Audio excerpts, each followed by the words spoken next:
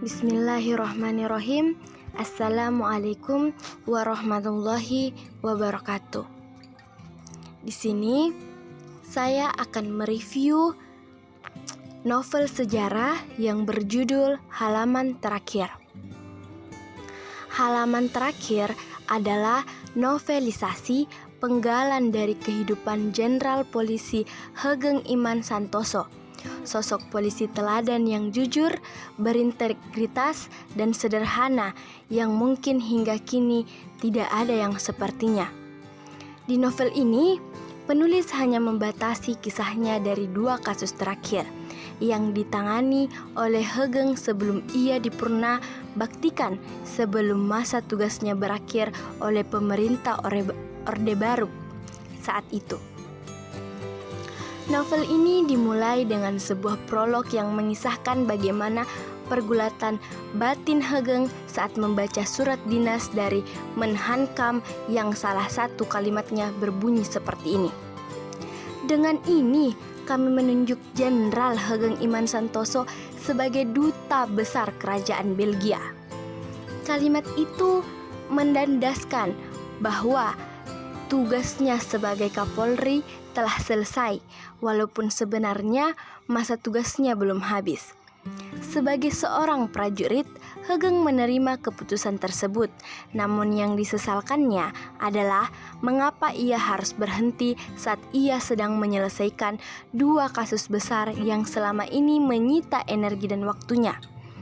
2 kasus yang telah dijanjikannya akan terselesaikan selama masa kepemimpinannya. Kemudian, setting kisah beralih secara beruntun ke 2 kasus terakhir Hoegeng, yaitu pemerkosaan Sumariah, gadis desa penjual telur di Yogyakarta yang kelak akan menghebohkan masyarakat Indonesia.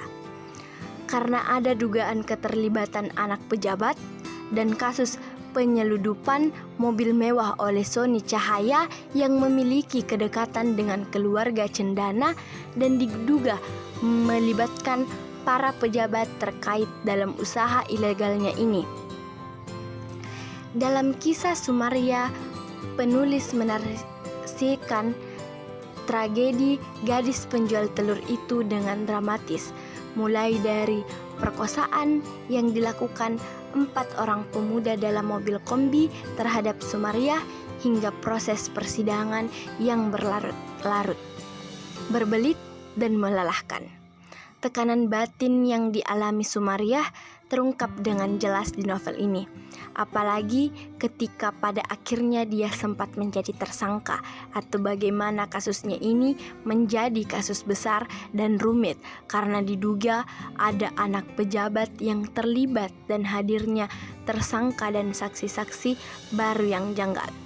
Hal ini yang menyebabkan Jenderal Hoegeng menaruh perhatian khusus terhadap kasus ini dengan membentuk tim khusus sebelum akhirnya kasus ini tiba-tiba diambil alih oleh Terpepu, tim pemeriksa pusat, yang biasa mengurusi kasus-kasus berdimensi politik.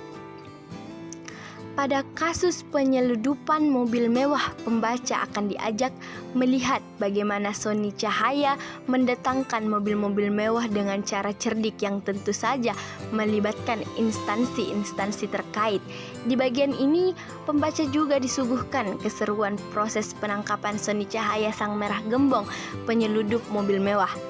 Setelah menarasikan 2 kasus terakhir Hoegeng, di bab-bab terakhir, penulis menyuguhkan bagaimana kehidupan Hoegeng setelah tidak menjadi Kapolri lagi, antara lain menjadi pengisi acara talk show radio Els Hinta yang membahas isu-isu sosial, hingga menjadi seseorang penyanyi Hawaiian yang pada akhirnya bersama grupnya yang bernama Hawaiian Senior tampil seminggu sekali di TVRI. Di bagian ini, kita akan melihat kepedulian Hoegeng sebagai seorang polisi yang berdedikasi tidak luntur walau ia telah pensiun. Dari acara radio yang diasuhnya, ia kerap menerima pengaduan-pengaduan masyarakat. Apa yang ia dengar, ia catat dan sampaikan ke teman-teman atau anak buahnya yang masih aktif di kepolisian lewat sebuah memo. Di bagian akhir novel ini, kita juga akan melihat bagaimana pada akhirnya Hegeng disingkirkan pemerintah Orde Baru ketika pada akhirnya ia memilih berseberangan dengan pemerintah dan bergabung bersama jenderal ataupun Nasution, Bung Hatta, Ali Sadikin, dan lain-lain yang tergabung dalam Lembaga Kesadaran Berkonstitusi LKB dan mendatangani sebuah petisi yang kelak akan dikenal dengan sebutan Petisi 50 ditunjukkan pada pemerintah 5 Mei 1980. Dan dari situlah semua hal yang seharusnya tak diterimanya kemudian diterima. Presiden Soeharto yang pada tahun-tahun itu semakin kuat merasa kalau gerakan seperti itu seperti menentang dirinya, maka ia kemudian mencatat semua orang yang terlibat di dalamnya dengan gerakan halus dan nyaris tak terlihat.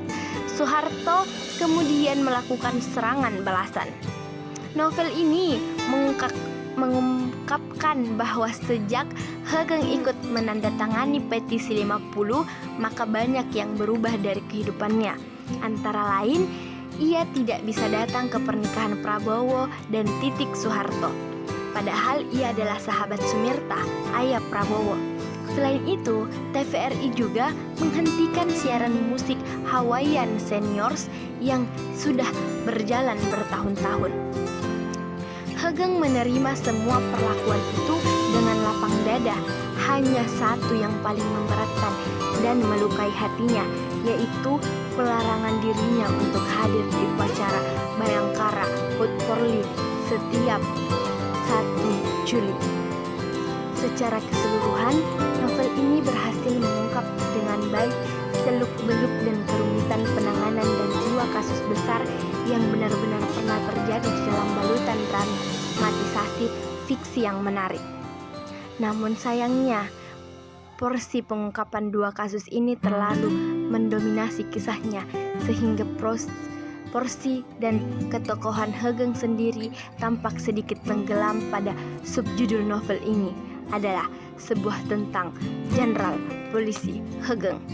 Sekian dari saya. Assalamualaikum warahmatullahi wabarakatuh.